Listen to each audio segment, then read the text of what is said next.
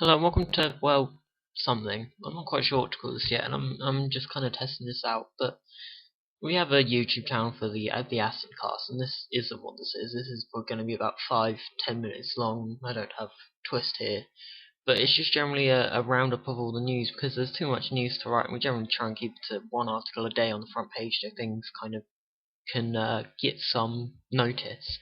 So I'm just gonna put this onto YouTube, and if you subscribe to the channel, it'll come up. I'm gonna do it regularly, maybe once every day, once every other day.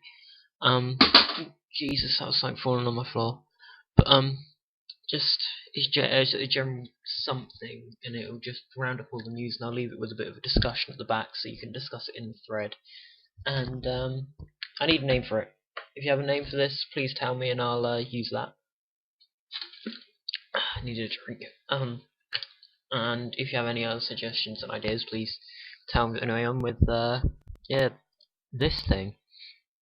The Xbox 360 has received an update today, and well, it was yesterday actually, so it was the 19th, and it apparently there's no actual anything changed that you can see. There's a few security updates, there's a few things like that, but it's just some background code for an update that's coming in the autumn or fall for you Americans, and that is just basically it adds what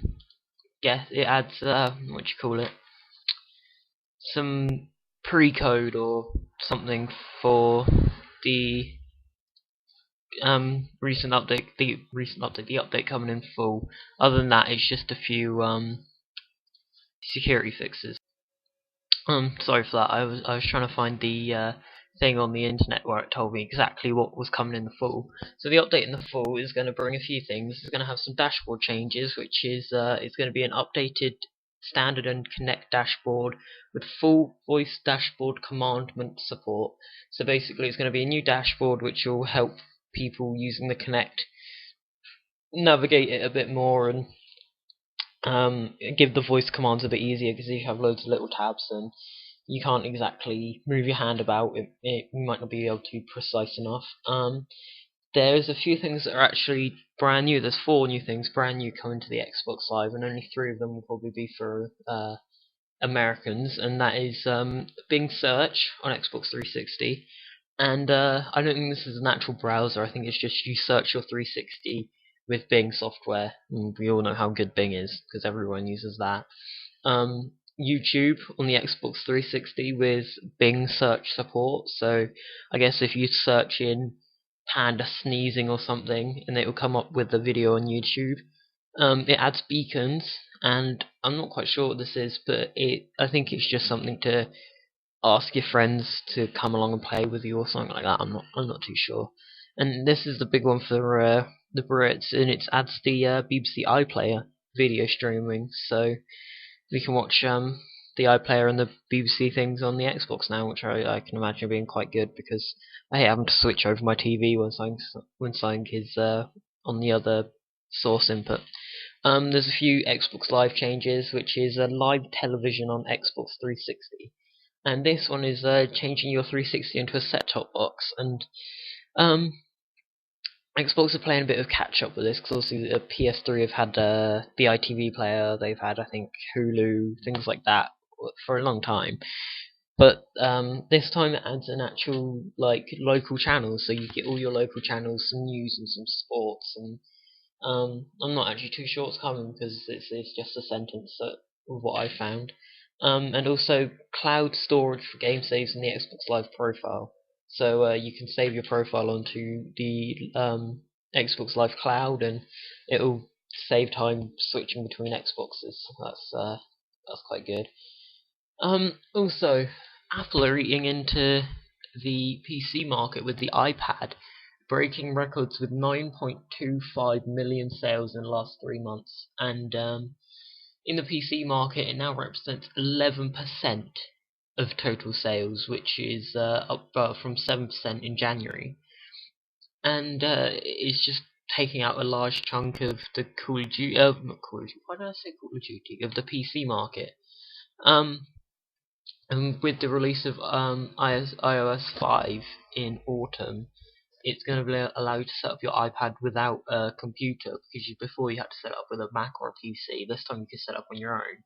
So it's going to hopefully it'll probably sell a lot bigger, and it'll probably into the PC market more. So I don't think PCs will ever be dead, but PCs for gaming I think is a dying thing, and yeah, so that. And everyone of course knows about the Sony outage in April of this year. Uh, and over 1.5 million new users have played Little Big Planet since the 25-day outage in April. I genuinely think this is just because this game is a brilliant game single player, because there's so many levels and so much you can do. You're never really done playing it. And yeah, so that's quite good. I think that's quite amusing. And other people have gone, oh well, the thing's out. We might as well just go out and play Little Big Planet for a bit. And it's confirmed that 7.4 million levels have now been published in Little Big Planet, and in all, the levels have been played almost 2 billion times.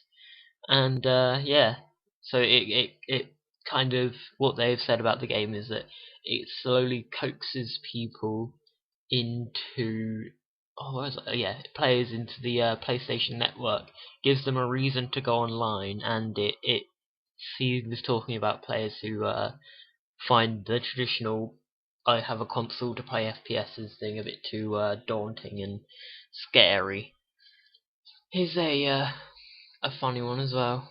A teenager is called 999 because his parents have told him to stop playing the Xbox. And obviously 999 over here is 911 in America. Yeah, he called the police basically because his parents told him off for playing his Xbox past 11 p.m.